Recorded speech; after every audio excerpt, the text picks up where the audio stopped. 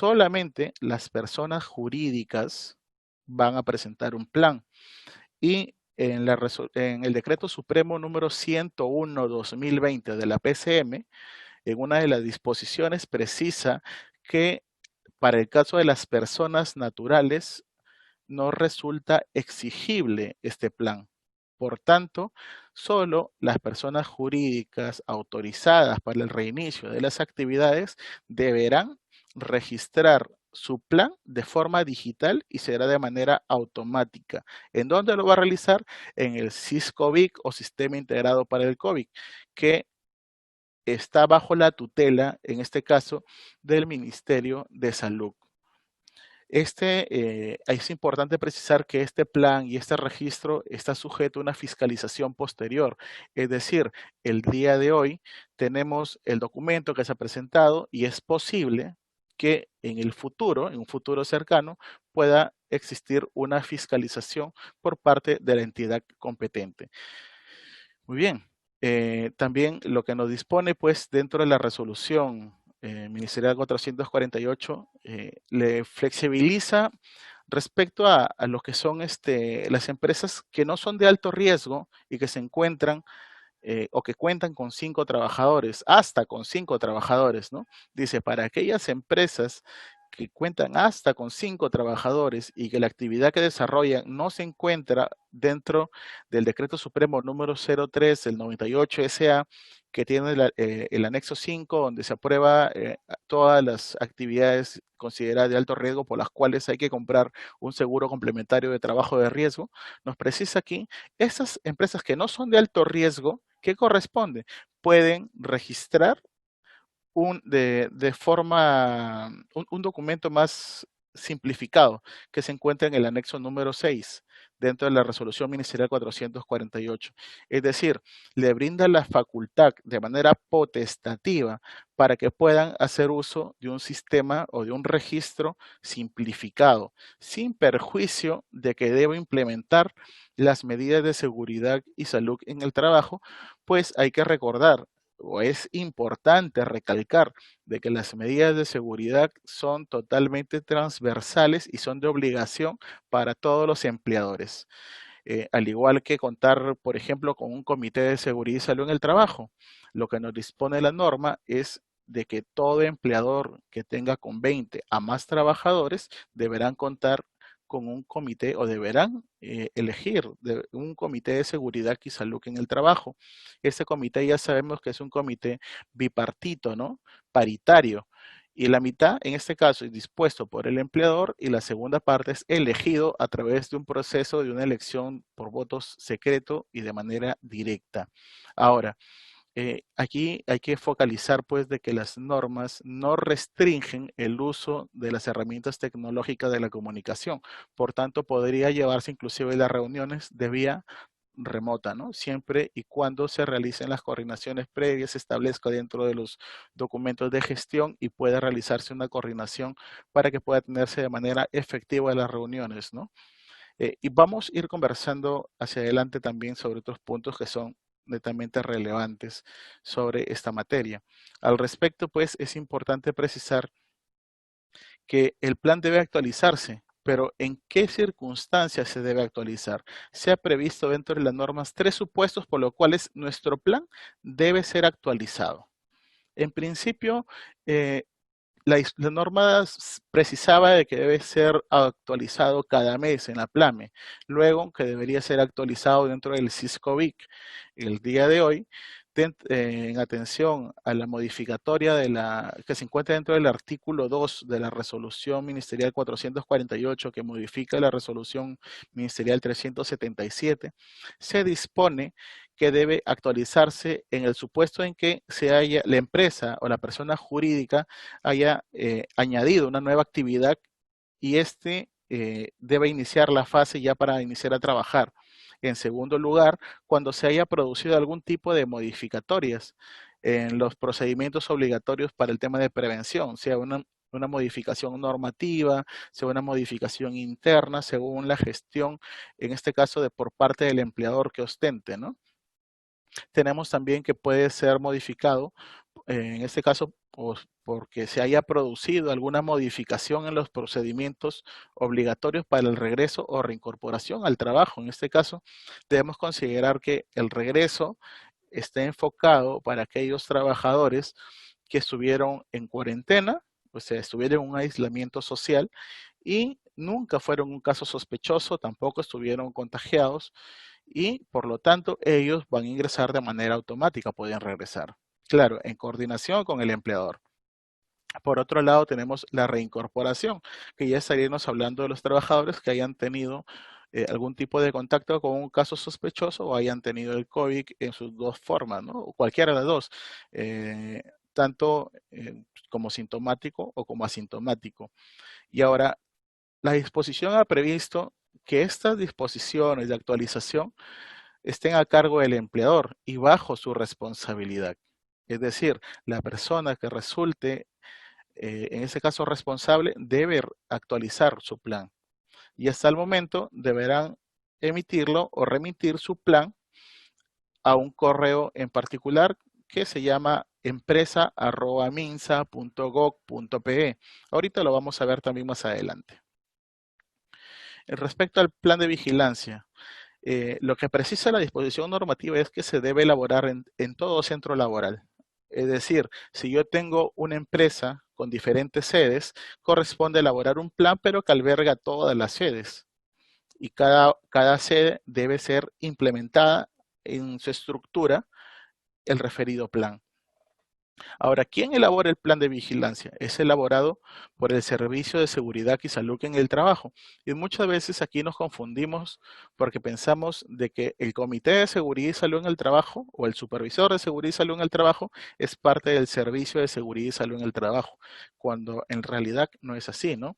Sino que el Servicio de Seguridad y Salud en el Trabajo estaría compuesto, por ejemplo, por un especialista en seguridad y salud en el trabajo, que muchas veces le llamamos prevencionistas, le llamamos especialista en seguridad, le llamamos supervisor de seguridad, jefe de seguridad, gerente de seguridad, asistente de seguridad, entre tantas denominaciones. Y adicionalmente, la norma ha dispuesto pues que deba contarse con un médico ocupacional. Ahora, el médico ocupacional es cuando tienes más de 500 trabajadores, pero ahora a través de la resolución ministerial 448, en el anexo 1 nos precisa pues los casos de acuerdo al número de trabajadores con qué tipo de profesional se debe de contar, sea con un licenciado o sea con un médico ocupacional. Eh, muy bien, aparentemente no nos está escuchando muy bien. ¿Qué más tenemos? Debe ser, este plan debe ser remitido ¿a quién? Debe ser remitido a nuestro comité o supervisor de seguridad y salud en el trabajo. En principio, debemos recordar algo importante. El empleador, a través del servicio de seguridad y salud en el trabajo, ¿qué es lo que hace?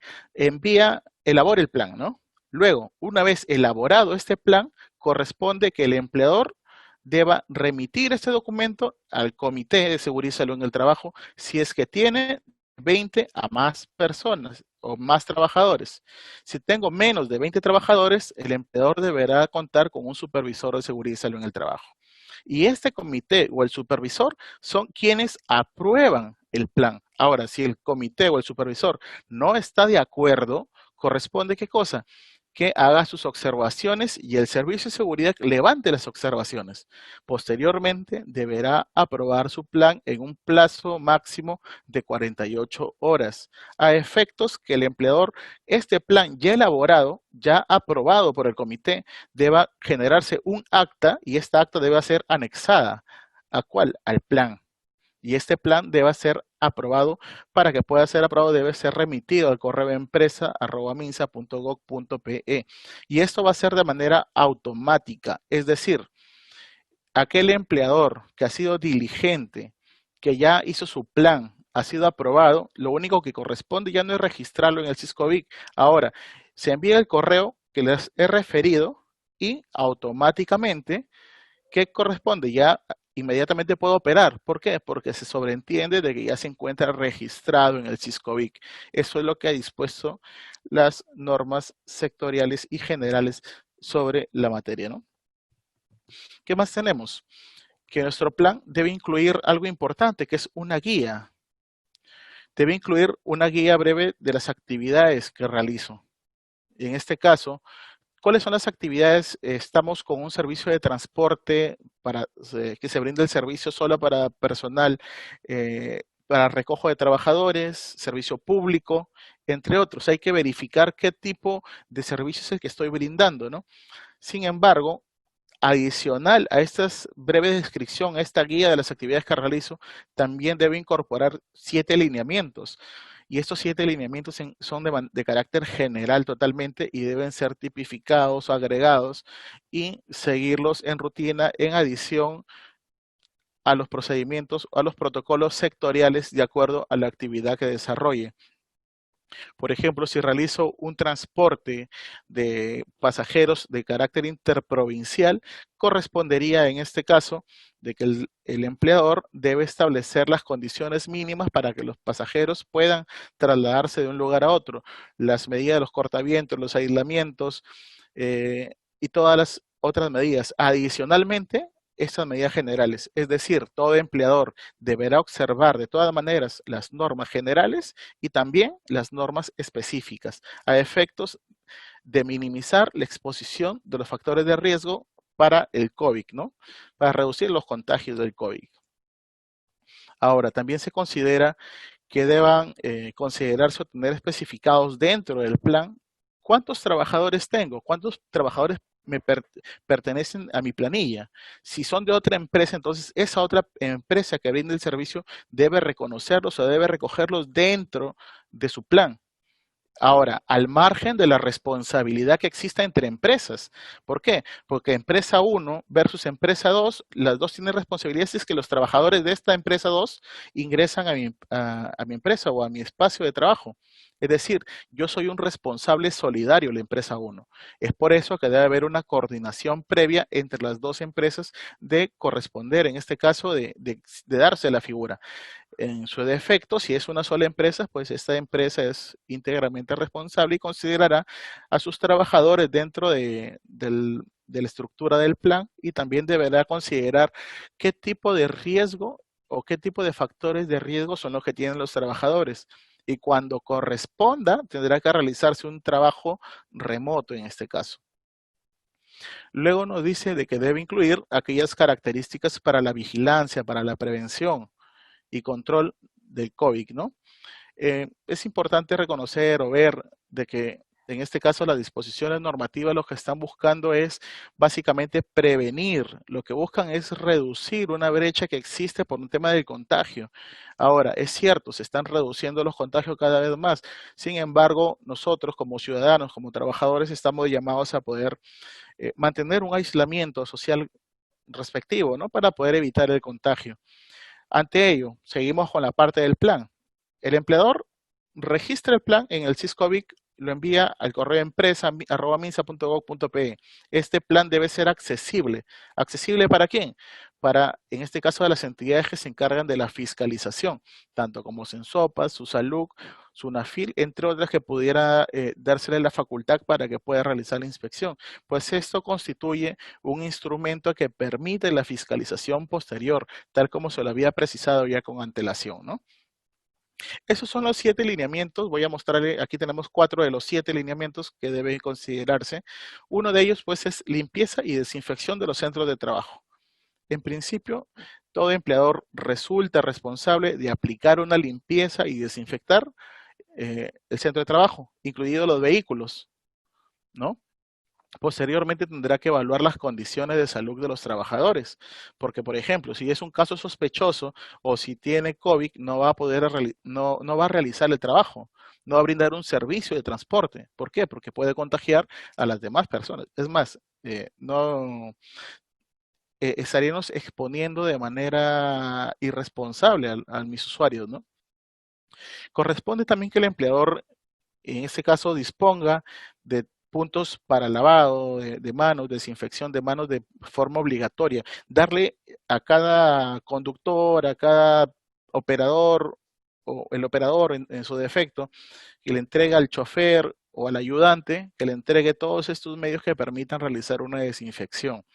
También tiene que haber una sensibilización, prevención, básicamente para que el trabajador pueda conocer de qué forma, por ejemplo, estos factores de riesgo pueden contagiarme o pueden causarme un daño.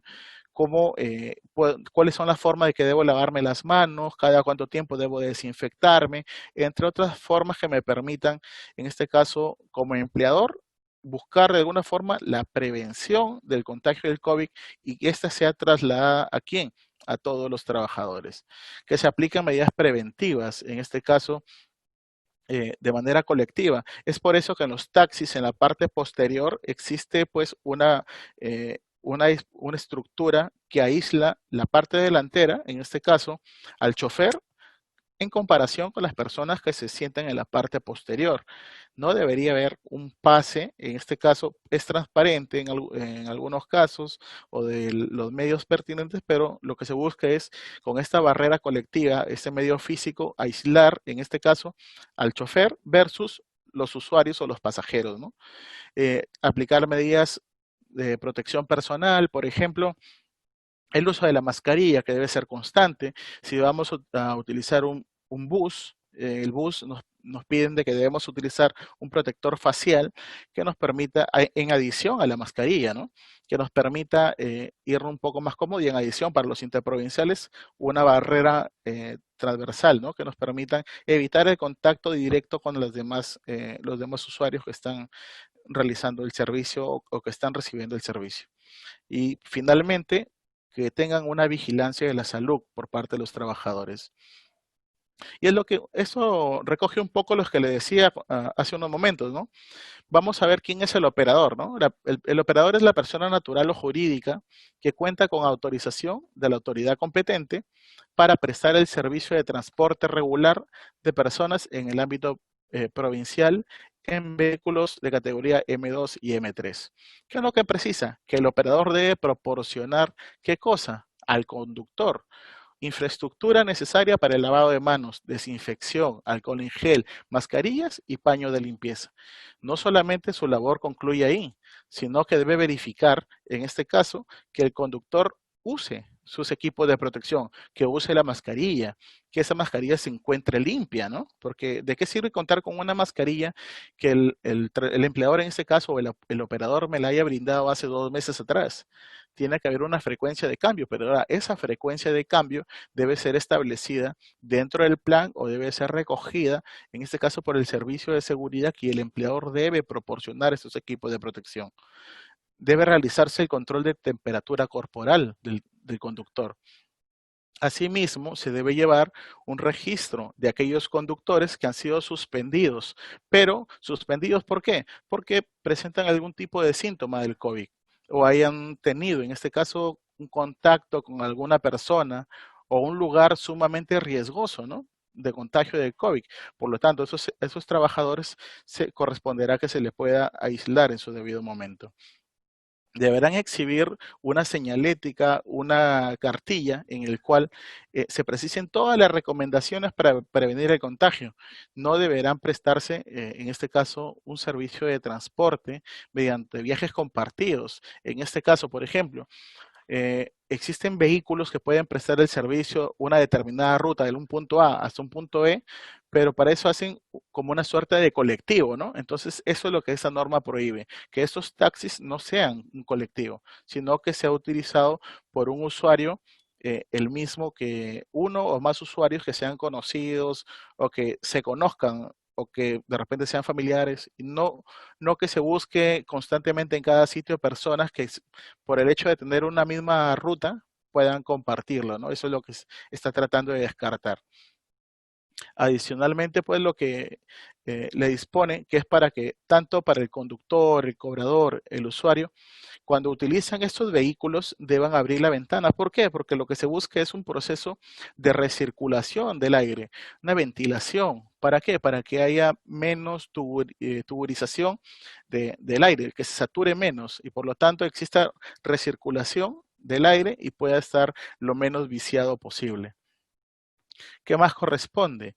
Tanto para el conductor o cobrador, en este caso, se tendrá que imponer, pues, o tendrá que precisarse que deban lavarse las manos con agua y jabón, que deban utilizar la mascarilla y que esa debe estar en buen estado, limpia, en buen estado de conservación, que es lo que le estaba refiriendo anteriormente, ¿no? Que deban prestar un servicio en un vehículo limpio y desinfectado. Cuán importante es recibir un servicio en un vehículo limpio y desinfectado. ¿Por qué? Porque a través de ello nos permite evitar el contagio, pues, por parte el contagio entre un usuario anterior versus yo que estoy subiendo, en este caso, el vehículo, ¿no? Que se deba limitar un aforo dentro del vehículo. Por ejemplo, la norma precisa de que los pasajeros no pueden ir de pie, sino que todos deben ir sentados. Por ningún motivo le está reiterando de que un trabajador o un conductor o un chofer o un cobrador que presente síntomas pueda trabajar. Tampoco, a pesar de que haya sido un contacto con una persona de riesgo o ha sido o estado en contacto con un lugar de riesgo, también correspondería que no preste el servicio. Y por eso la norma ha dispuesto que el empleador es quien debe llevar este registro. Cuán importante es que lo lleve, porque de esta forma estamos evitando que el virus pueda caminar o pueda desplazarse de un lugar hacia otro y que más personas puedan terminar contagiándose. Lo que dispone de que si existe una persona que va a toser, estornudar, debe utilizar pues su antebrazo, que no se quite la mascarilla, que se proteja con su antebrazo para poder evitar la expulsión en este caso, del esputo, de la saliva y no tocarse los ojos si que estoy ocupando un servicio, ¿no? Sino que solo debo protegerme. Dentro del espacio, en este caso, dentro del vehículo, debe mantenerse aún un distanciamiento, ¿no? Si estamos en un vehículo realizando el servicio de taxi, debe haber un distanciamiento oportuno para poder realizar, en este caso, mi trabajo. Perdón, que pueda brindarse el servicio. ¿Qué otro, qué otras disposiciones ha dispuesto en este caso la propia norma? Es de que el propio usuario, en este caso la persona que va a utilizar el servicio, debe utilizar de todas maneras su mascarilla. Respetar las señalizaciones de los asientos cuando corresponda, no tirar los desechos, por ejemplo, me suena la nariz con un papel y ese lo desecho en el vehículo, ¿no? Esa cultura que se tiene en algunos sitios o algunas personas y eso es lo que se busca reducir porque pueden contaminar y contagiar a más personas. El proceso que se realiza una lavada o desinfección de manos, ¿no? Agua y jabón por un espacio de 20 segundos, toda la parte de la muñeca, entre los dedos, entre las uñas, para que pueda evitar llevar este virus a casa o al centro de labores. Y por otro lado, recomienda que si se usa las bicicletas, debe utilizarse también mascarilla, porque hemos visto también, y muchas veces hemos visto a través de la televisión, de que muchas personas que utilizan un medio de transporte como la bicicleta, se retiran la mascarilla porque señalan de que les dificulta el momento de respirar. Entonces hay que tener muy presente aquí de que todos deben utilizar, en este caso, su mascarilla. Establece también de forma clara cuáles son las responsabilidades, no solamente para el transportista o el dueño, sino también la responsabilidad para el conductor. En este caso, tenemos para el transportista. Él debe establecer de forma clara e inalterable, por ejemplo, la ruta de viaje. ¿Cuál es la ruta que se va a seguir? Tiene que limpiar y desinfectar los ambientes destinados para cuando tenga el vehículo dentro de sus instalaciones. El propio vehículo debe desinfectarse, mantener disponible todos los elementos de desinfección de forma permanente como agua, alcohol, jabón, entre otros, que permitan realizar una limpieza y desinfección. Instalar carteles informativos dentro de los vehículos que se deba tomar, en este caso, la temperatura a los conductores, al personal que trabaja para la empresa, a efectos de reducir el contagio. Si es que la persona o el trabajador tiene una temperatura mayor a 37.5, según lo que precisa esta norma, no podrá ingresar a la empresa. Por lo tanto, no puede brindar el servicio hasta que pueda hacerse un descarte o, en su defecto, el médico ocupacional deba ver si es que pasa a un distanciamiento social o una cuarentena a efectos de poder determinar si es que esta persona cuenta o no cuenta con el COVID, ¿no? Ya podrá de repente pasar una prueba serológica o molecular. ¿Qué otras cosas nos precisa? Que se debe limpiar y desinfectar la cabina del conductor por dentro, por fuera, todas las partes, la manecilla, las llantas, el panel de control, no se debe permitir el ingreso de personas no autorizadas al vehículo, ¿no? Es importante porque, por ejemplo, realizo un transporte de carga de mercadería y estoy en un tráiler y lo que ocurre está en que pueden subir otras personas, lo jalo. Entonces lo que la norma prohíbe es que pueda realizarse ese tipo eh, de transporte de otras personas que no están autorizadas y que no se les ha realizado el monitoreo o la toma de temperatura o no han presentado su ficha, entre otras, para evitar los contagios. Se debe proporcionar a los conductores sus equipos de protección personal, eh, a trabajadores, usuarios que no cuenten con mascarilla, pues siendo responsable corresponde de que como trabajador o como empleador no permite el ingreso de estas personas. Implementar otros medios de pago, por ejemplo, ¿no? Uso de tarjetas, servicios, entre otras.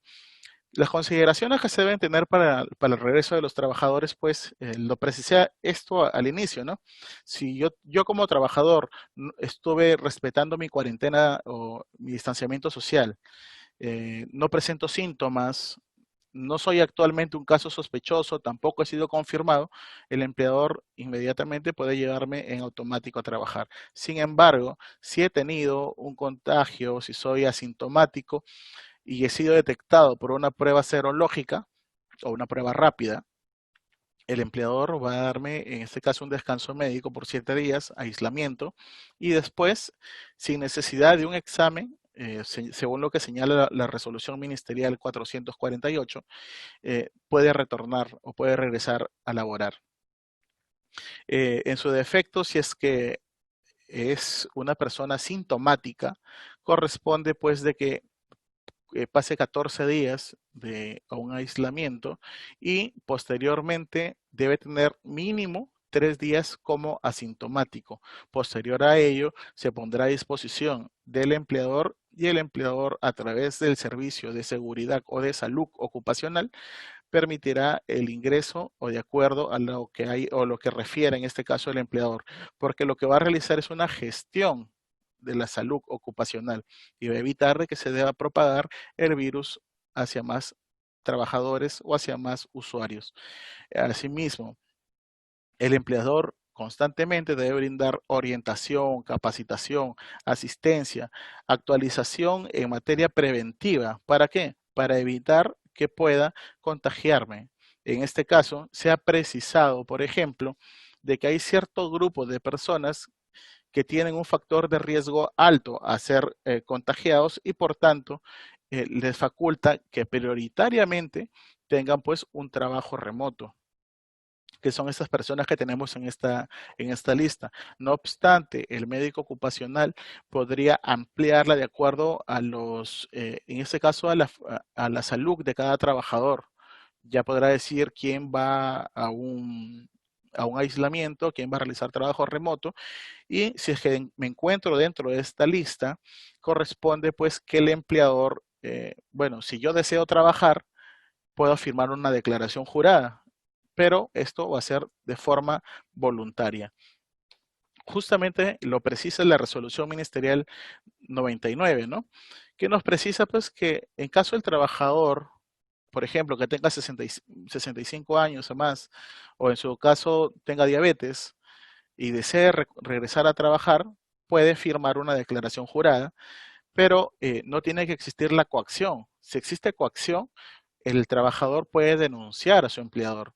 Y en este caso, corresponde que la autoridad competente, en este caso SUNAFIL, pueda verificarlo. pueda verificar qué cosa, si es que se está dando ello y por lo tanto corresponderá algún tipo de sanción.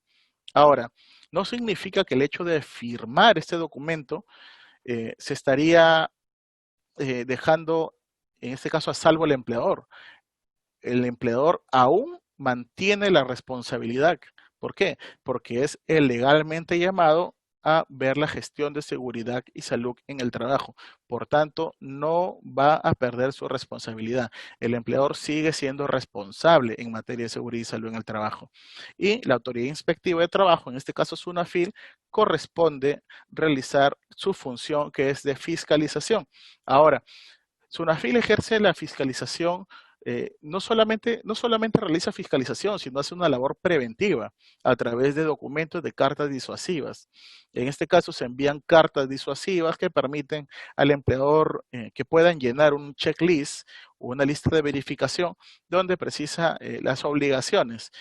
Si es que no cuenta con esas obligaciones, entonces la SUNAFIL le va a pedir que deba, en este caso, cumplirlas. Y si no las cumple, de acuerdo a lo que dispone, podría enviar una inspección de manera presencial o de manera virtual, de acuerdo a las facultades que tiene establecida, en este caso, el inspector del trabajo. El plan debe mantener todas aquellas medidas que se deben implementar no solamente para los trabajadores, visitantes, proveedores, practicantes y todo tipo de personas que y pese a no tener vínculo laboral, ¿no? Si se encuentran dentro de la infraestructura, soy un responsable solidario. Y en adición, se ha dispuesto algo súper importante, ¿no? De que este plan para la vigilancia deba ser asumido o sea parte del sistema de gestión de seguridad y salud en el trabajo. Es decir, ante una fiscalización, este es un documento que el empleador debe tener de todas maneras. Ahora, es importante, súper importante reconocer, recordar que todo empleador debe contar con un sistema de gestión de seguridad y salud en el trabajo, de acuerdo a lo que precisa la ley 29783 y su reglamento. ¿Qué más tenemos? Que las empresas, en este caso, que no cuenten con un servicio de seguridad y salud en el trabajo, les faculta a que mínimamente deban cumplir con el anexo 1, con el anexo 1 de la resolución ministerial 448, ¿no? ¿Qué es lo que se está señalando aquí a efectos de que el médico ocupacional, el licenciado en enfermería, pueda cumplir y hacer las veces del servicio de seguridad y salud en el trabajo? Ahora, el plan que ya lo tengo aprobado con todas las medidas debe ser enviado dentro del plazo de 24 horas a todos los trabajadores y todos los trabajadores deberán, por ejemplo, leer. El empleador debe capacitar a los trabajadores y para ello pues también deben implementarse los controles y es importante en este caso la función del comité o el supervisor de seguridad porque ellos serán los responsables de verificar que el plan que ha establecido el empleador deba ser cumplido. ¿A favor de quién? A favor de los trabajadores, es decir, todas aquellas medidas de seguridad que permitan protegerme frente al COVID, el empleador deberá implementarlas porque él se está comprometiendo dentro de su plan. Por tanto, resulta pertinente de que los miembros del Comité de Seguridad y Salud en el Trabajo puedan realizar una fiscalización oportuna para poder reducir esta brecha, ¿no? A manera de un recordaris, ¿no? Las disposiciones que se han citado justamente se están explicando debido a que algunas de estas normas son aplicables tanto para trabajadores como para la ciudadanía en general. En general. Sin embargo, estas disposiciones deberán ser aplicadas en el marco de su competencia de cada empresa y no solamente deberán acogerse a las disposiciones sectoriales, sino que en adición deberán aplicar las normas generales, como en este caso la Resolución Ministerial 448-2020, MINSA, en adición la Ley de Seguridad y Salud en el Trabajo y su reglamento aprobado por el Decreto Supremo número 005-2012-TR. Por tanto, el empleador debe declarar dentro de este plan toda la información totalmente auténtica, veraz. ¿Por qué? En caso de informar o precisar información falsa, puede aplicarse medidas correctivas como la suspensión o la cancelación del registro. Finalmente, se ha dispuesto una estructura que, bien es cierto, se encuentra dentro del anexo 5 de la resolución ministerial 448. No obstante, la presentamos el día de hoy para que pueda considerarse pues aquí dentro de los datos del empleador y los datos de los lugares de trabajo, si es que tengo varias sedes, incluirla aquí todas las sedes. Los datos del servicio de seguridad y salud en el trabajo. Y aquí corresponde pues que la persona que es parte del servicio de seguridad y salud en el trabajo, para el ejercicio de su función, sea una persona titulada y colegiada en este caso, ¿no?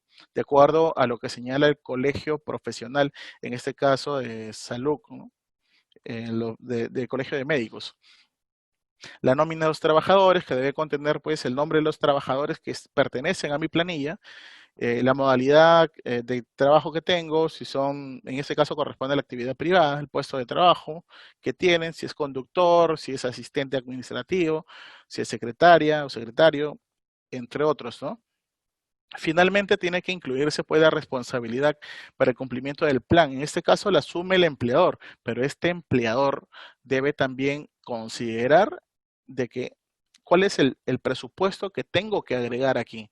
Aparte de ser un responsable civil, ser un responsable penal, ser un responsable administrativo, debe incluirse pues para poder poner a salvaguarda su integridad, incluir dentro de una de sus facultades o incluir dentro de los documentos que tenga que agregar dentro del plan, pues el presupuesto, cuáles son los procedimientos que va a utilizar para el regreso de los trabajadores, una lista de verificación, un checklist y el documento que es importante para la aprobación del Comité de Seguridad y Salud en el Trabajo. Es decir, como lo precisé al inicio, el comité o el supervisor de seguridad debe generar un documento, que ese documento de aprobación debe ser anexado al plan y debe ser presentado. Y este comité o este supervisor es quien se encarga de verificar el cumplimiento del plan. Y en su defecto de no existir por parte de la entidad de fiscalización, sea de salud, sea Sensopas, o en su defecto por parte de SUNAFIL, se deberá realizar una verificación del cumplimiento e implementación de este plan. Por tanto, se sugiere pues que deban revisar una lista de verificación que se encuentra en el anexo número 4 de la resolución de superintendencia número 103/2020 de SUNAFIL, que ahí podrá verificar que es una lista no taxativa donde el empleador puede verificar si es que cumple con todas las disposiciones. Y en adición de las normas sectoriales, ¿no? Muy bien, eso es todo cuanto tengo que compartirles el día de hoy. En adición, vamos a resolver unas preguntas que me han alcanzado. Y la pregunta número 1 nos dice, buenas tardes, buenas noches, una consulta. Primero registro el plan y luego hago el registro del SISCOVID, o cómo es la secuencia. A ver, hay que recordar que en principio el servicio de seguridad debe elaborar el documento, ¿sí?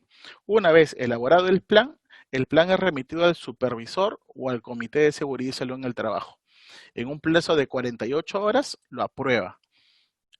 Este genera un acta. Esta acta se adjunta al plan.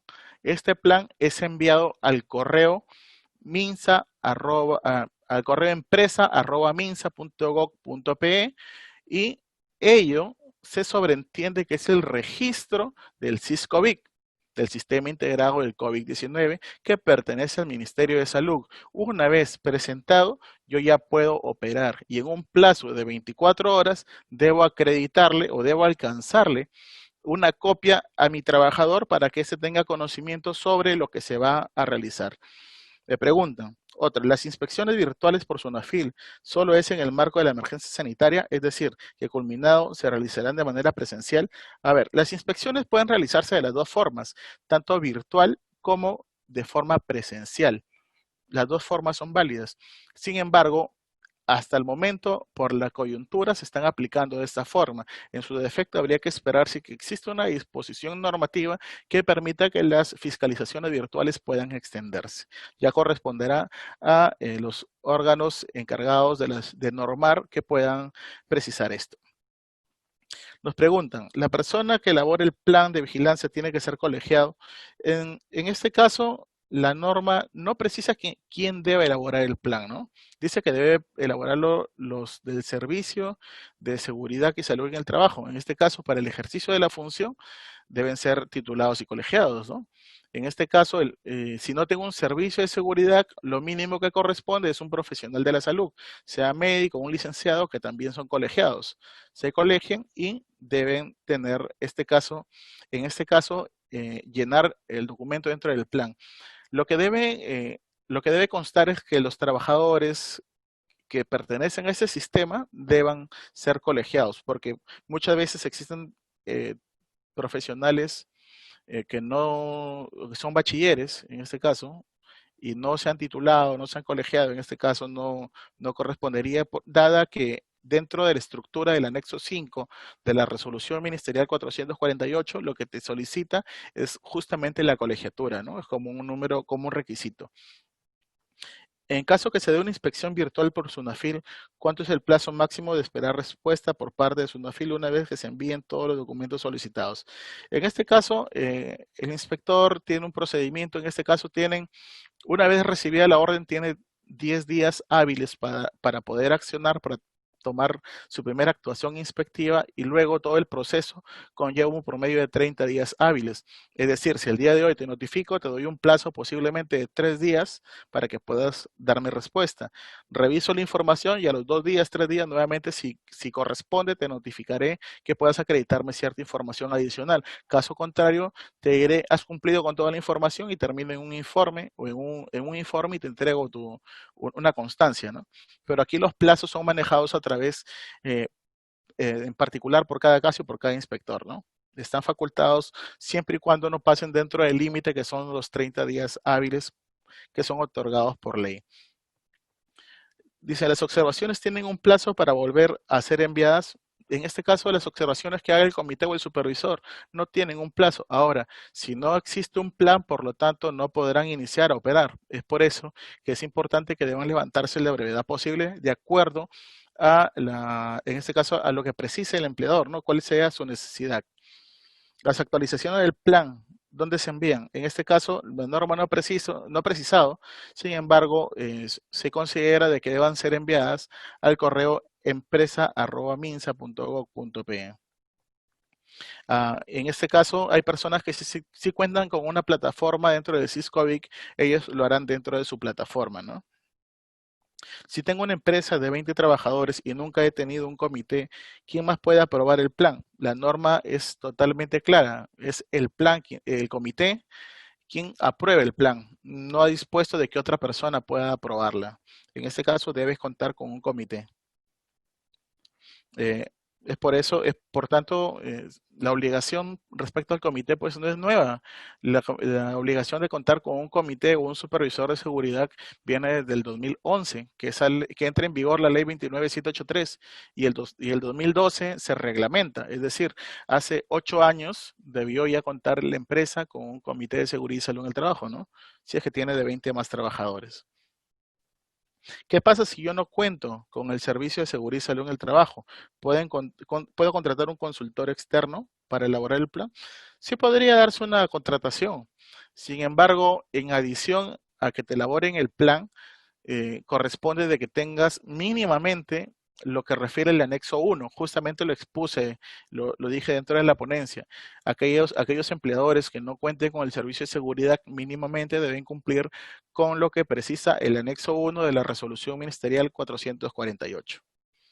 ¿Qué sucede si como empleador, si como empleado no me brindan la seguridad del caso contenida en el plan de vigilancia de prevención? Puedo denunciar. A ver, si yo soy trabajador y no me brindan lo que señalan las condiciones mínimas de seguridad y salud en el trabajo, de hecho, puedo denunciar. Inmediatamente puede denunciar. Existe una plataforma virtual dentro de la página de SUNAFIL, dentro de www.sunafil.gov.pe. Hay un espacio que se llama denuncias virtuales, o en su defecto ingresan en Google y colocan denuncias virtuales SUNAFIL y sale el link para que ustedes puedan colocar su denuncia. Una empresa puede realizar su protocolo anti-COVID ¿quién daría el visto bueno o la validez de este documento? En este caso, la norma no ha previsto de que alguien le dé una validez o por parte externa, ¿no? Quien lo debe aprobar en este caso es el comité o el supervisor. Si no lo aprueba, no puedes presentarlo. Finalmente, lo que tú declares debe ser enviado ¿a dónde? Al correo empresa@minsa.gov.pe y se da como registrado en el Siscovic. Lo que tú declares, si es información falsa, tienes una responsabilidad civil, penal o administrativa, según corresponda. ¿Cuánto es el aforo límite permitido? Bueno, eso será determinado dentro por parte del Servicio de Seguridad y Salud en el trabajo, ¿no? De acuerdo al aforo de tu vehículo o de acuerdo al espacio de la empresa donde me encuentro laborando, cuáles son los espacios de la empresa. ¿Qué pasa si el contrato de un trabajador vence a fin de mes y mientras éste se encuentra gozando de vacaciones y se contagia del COVID? Hay que recordar que el COVID no es una enfermedad profesional para el sector transporte. Sí, sí ha sido considerado como una enfermedad profesional para el caso del sector salud. No obstante, cuando corresponda, tendrá que brindarse los días de descanso médico, ¿no? Pero sí, habría que determinar exactamente en el caso en particular. Se fiscaliza a empresas de taxi, Uber y otras, ya que cuentan con un seguro SOAC para cubrir en el caso de accidentes.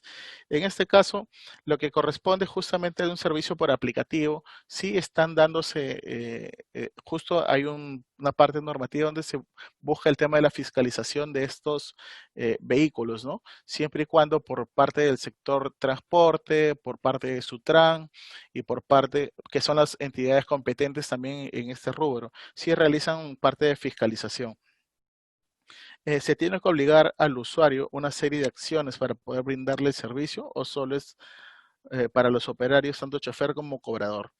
Es importante pues de que si tengo por ejemplo, el día de hoy, si yo trato de subirme a un micro, a un corredor, no me permiten subir si es que no tengo un protector facial, si que no tengo mascarilla. Correspondería también, en este caso, que se deban aplicar para las empresas, sí, deben aplicarlo, deben utilizar sus equipos de protección, mínimo la mascarilla y de acuerdo a lo que precisa el sector, ¿no? El tema del transporte internacional aún no está, todavía no está reglamentado plenamente, ¿no? En las noches pasan buses llenos con gente parada. ¿Dónde está el serenazgo? ¿Quién lo fiscaliza? Bueno, en este caso, ante esta queja, pues corresponde por parte de Sutran, por parte del Ministerio de Transporte y Comunicaciones y por parte de la entidad fiscalizadora de las municipalidades que deban implementar su plan, ¿no? La parte de fiscalización, la misma policía que se encarga de verificar justamente que no se den estos casos, pero ya también corresponde como parte de un usuario evitar este tema de contagio, ¿no? Ahora, muchas veces por estar desesperado, por desplazarme de un lugar hacia otro, me expongo de esta forma y lo recomendable es de que en principio yo como responsable de mi seguridad deba evitar este contacto directo, ¿no? Hay que ver también el tema del flujo de lo que corresponde a lo que es oferta-demanda, ¿no? Para poder utilizar mi servicio. Dice, mi consulta es si en este tiempo existen alguna lista prioritaria de actividades o algún sector económico en particular a fiscalizar o solo se están considerando previa denuncia. En este caso, por parte de Sunafil se están realizando fiscalizaciones de acuerdo a respondiendo a una parte de inteligencia previa, ¿no? Es decir, se hace una inteligencia previa, cuáles son aquellos sectores que requieren un poco más de fiscalización, cuáles son aquellas disposiciones de acuerdo a cuántas veces se ha fiscalizado, cuántos se está infringiendo mal la norma. A estos sectores se están brindando, en principio, una orientación, una asistencia técnica, o en su defecto se envía una carta disuasiva, o por último se hace la fiscalización, ¿no? Lo último que requiere es una fila, o lo último que quiere es realizar una sanción. Lo que busca es que se cumplan las disposiciones normativas. Es posible que se pueda emitir un estándar único en cuanto al valor de la toma de temperatura y distanciamiento social en los diferentes sectores. Cada sector deberá regular, cada sector regula, ¿no? En este caso, dependiendo, por ejemplo, del uso. Por ejemplo, para restaurantes, el distanciamiento es lo que han previsto es de 2 metros. dentro de otras disposiciones normativas es de 1.5 y en otros casos es de 1 metro. Eso dependerá pues del tipo del servicio, del tipo de acción que realizo.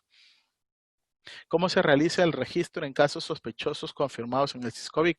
En esto deben realizarse justamente en el SISCOVIC. Ingresan a través de su usuario y contraseña, que es para ello tienen que contactarse con Sensopas, que son la parte encargada justamente de este registro, para que puedan declarar a sus trabajadores dentro de esta plataforma.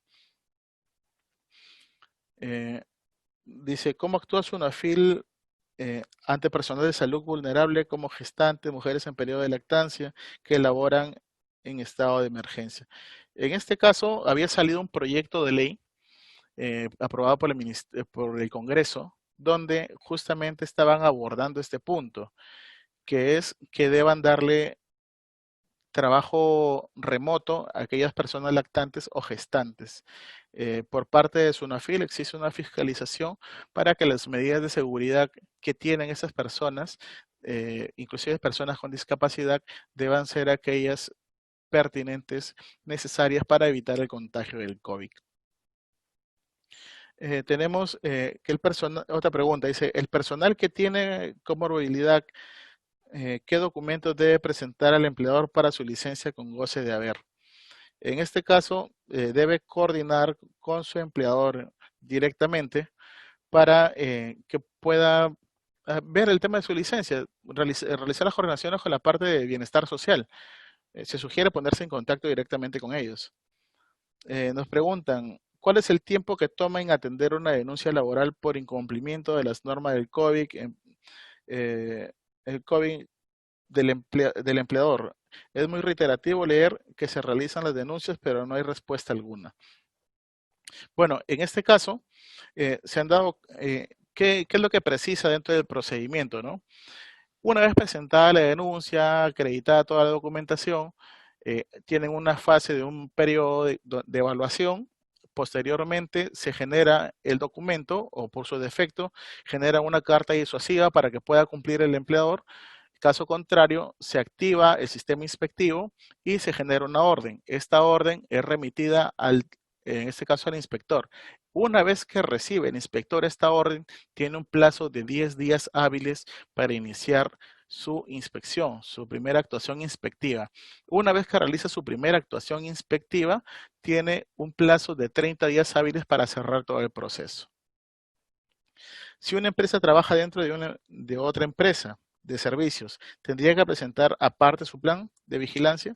Sí, es cierto. Todo empleador en este caso, que sea una persona jurídica, debe contar con un plan por su propia responsabilidad que conlleva, ¿no? Ya lo he dicho en reiteradas oportunidades. Cada empleador tiene responsabilidad civil, responsabilidad penal y responsabilidad administrativa. Nos preguntan, dice, la aprobación podría ser por un supervisor en caso de ser menos de 20 trabajadores. Sí. Si yo tengo una empresa que tiene menos de 20 trabajadores, lo primero que tiene que hacerse es elegir a su supervisor de seguridad. Este supervisor es quien aprueba el plan. Si tengo de 20 a más trabajadores, corresponde a un comité y este comité es quien aprueba el plan. Luego tenemos, dice, una empresa con menos de 20 trabajadores necesita un supervisor de salud o un comité de seguridad y salud. Bueno, si la empresa tiene menos de 20 trabajadores, corresponde un supervisor de seguridad y salud en el trabajo. Ahora, para ello, si quieren tener una guía, les sugiero revisar la resolución ministerial número 148 del 2012, -TR, que precisa una guía para el Estado, para el comité, pero usted puede utilizarla de manera referencial, inclusive tiene formatos, los cuales va a ayudarle para llevar a cabo el proceso de elección. Ahora, la norma no limita el uso de las tecnologías de la información, pueden ser utilizadas. Tenemos, si el empleador no quiere dar una declaración jurada, ya que el trabajador quiere trabajar, ¿qué pasaría?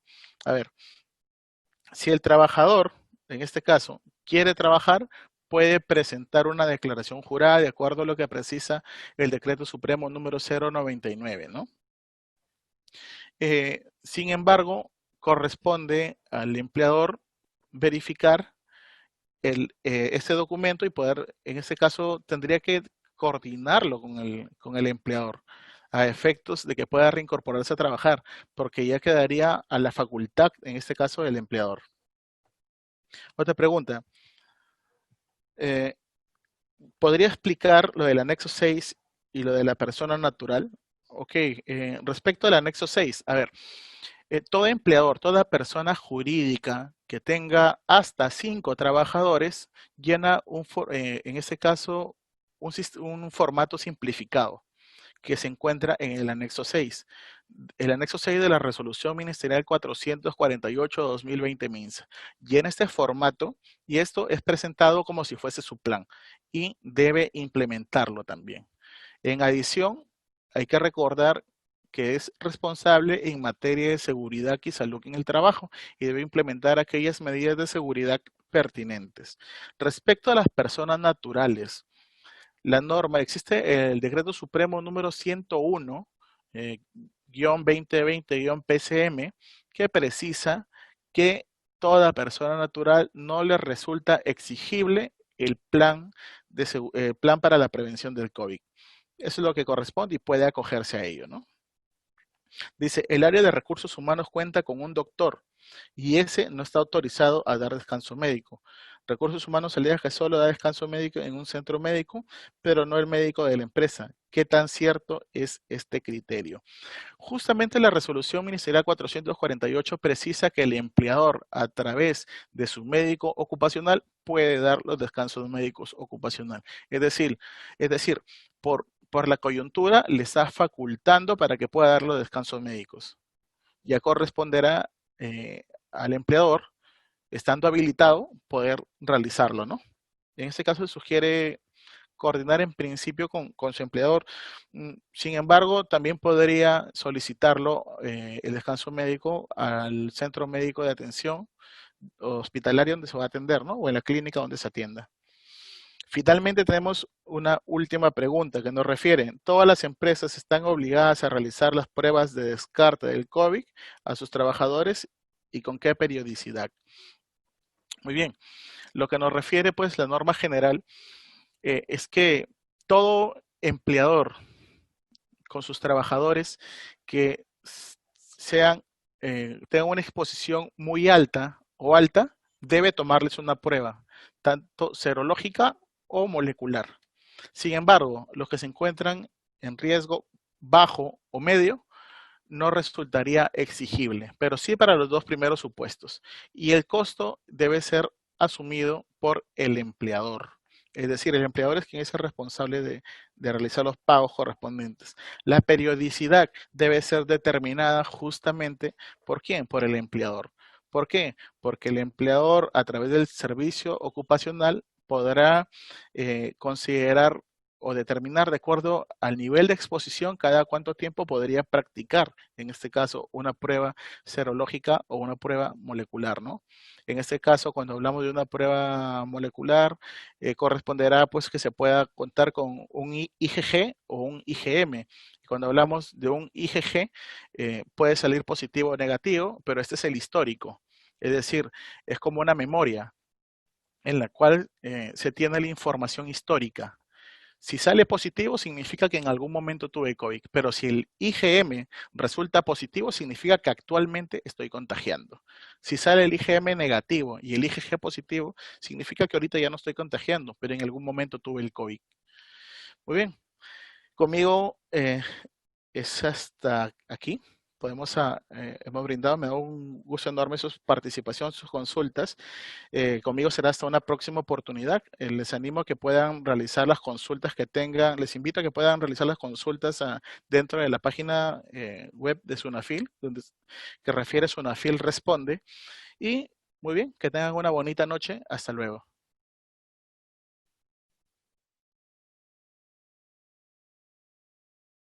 Gobierno del Perú. El Perú primero.